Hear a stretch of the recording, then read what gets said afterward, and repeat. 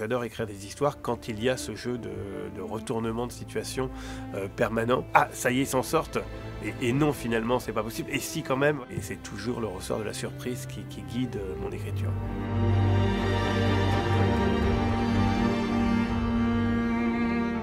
Une île tranquille, isolée, un beau matin, tous les habitants se retrouvent confinés dans l'école par un commando armé. Personne en dehors de cette île ne doit savoir ce qu'il se passe ici. Que veulent-ils? Qui sont-ils? 5 habitants de l'île vont parvenir à s'échapper. Qui parviendra à prévenir le continent? Comment chaque personne réagit face à un événement extraordinaire? Qui va être le héros? Qui va être le traître? Qui va collaborer? Qui va se sublimer? Écoutez attentivement.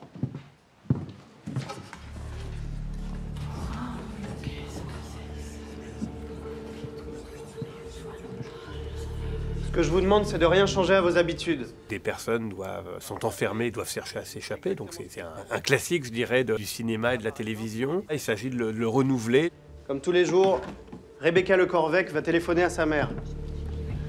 Elle a 2 minutes de retard, mais elle a souvent 2 minutes de retard. Donc est venue cette idée de situer l'action dans un village autour de héros ordinaires, c'est-à-dire un collégien, une adolescente lycéenne, une grand-mère, une mère de famille, qui vont être confrontés à leurs propres limites.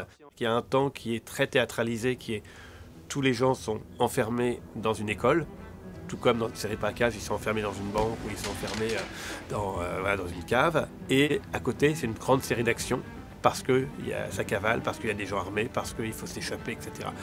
Et ce double temps, je crois que c'est un peu l'ADN de ce film-là. Et c'est ce que Elsa et Hippolyte, les réalisateurs, ont réussi à faire. Je ne peux plus. On va où?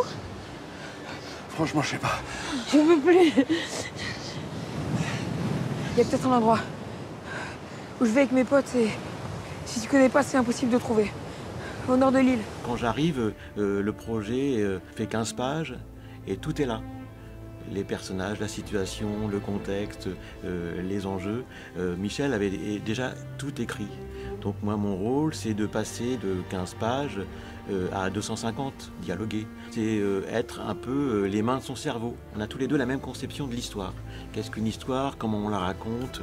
Comment on la commence? Comment on mène les enjeux, etc., etc. Du coup, quand je lis la proposition de Michel, moi, je m'y retrouve totalement. Il y a un problème avec la navette? Ils ont tiré sur elle. Heureusement, elle a réussi à leur échapper. On savait déjà ce qui allait se passer, à quel moment allait apparaître le traître, à quel moment chaque personnage allait être fait prisonnier. Donc tous ces éléments d'action étaient déjà assez largement en place. Et après, il fallait donner de la chair. Et c'est Christian qui a eu la lourde charge finalement de composer l'ensemble du village. Je suis désolée, j'ai rien pour toi aujourd'hui. Ah bah toi non plus, bah dis donc, mais qu'est-ce que vous avez foutu ici depuis samedi? On dirait que toute l'île s'est arrêtée d'écrire. Il faut pratiquement que chaque héros ait sa trajectoire et sa propre quête. Je voudrais dire pardon. Avant qu'il soit trop tard. Et donc ça nourrit 4, 5, 6 intrigues secondaires qu'il faut faire travailler ensemble. Et ça, c'est vrai que c'est un travail qui est un peu différent du travail de romancier. Moi, j'aime beaucoup cette idée, alors, je pense notamment aux 5 fugitifs. Au départ, ils ne peuvent pas s'entendre, ils n'ont rien à se dire, sauf qu'ils vont se retrouver à risquer leur vie ensemble. Bah forcément, ça crée une espèce de complicité incroyable. Moi, c'est ce que j'aime dans cette série, c'est mettre des personnages qui auraient vécu des situations tout à fait banales si elles s'étaient rencontrées juste dans un abribus. Il y a peut-être un moyen de quitter l'île, je dois vérifier. T'en dis plus dans le message suivant. C'est tout? Non. Je suis passée au Cheese Drive. On n'a jamais été arrêté sur un moment de l'histoire, parce que quand il y avait une solution à trouver, elle sortait de son cerveau et c'était une évidence. Non! Non, stop! Je vais vous dire où il est parti.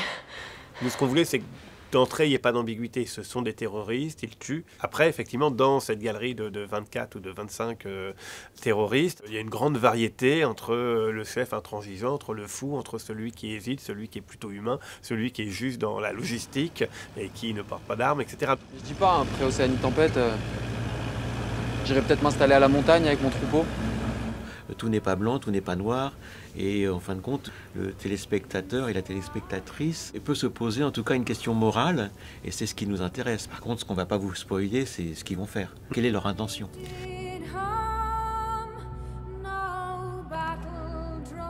Aujourd'hui, il n'y a pas encore d'écoterrorisme au sens où aucun groupe n'a terrorisé la population au nom de l'écologie. Par contre, on a déjà des actions de sabotage qui existent. On est dans la désobéissance civile. La réaction de la nouvelle génération, elle est quand même plus en compréhension. On n'adhère pas à la violence, mais néanmoins, il faut faire quelque chose. Vous saviez que plus de 600 000 enfants meurent chaque année de maladies respiratoires. Et ça uniquement parce qu'ils vivent dans un environnement pollué. Uniquement pour ça. Et ce que je fais là, je le fais aussi pour eux.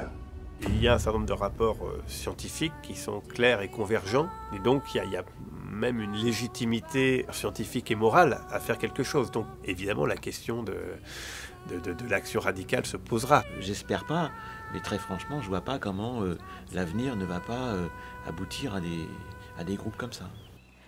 As down the glen, one Easter morn, to a city fair.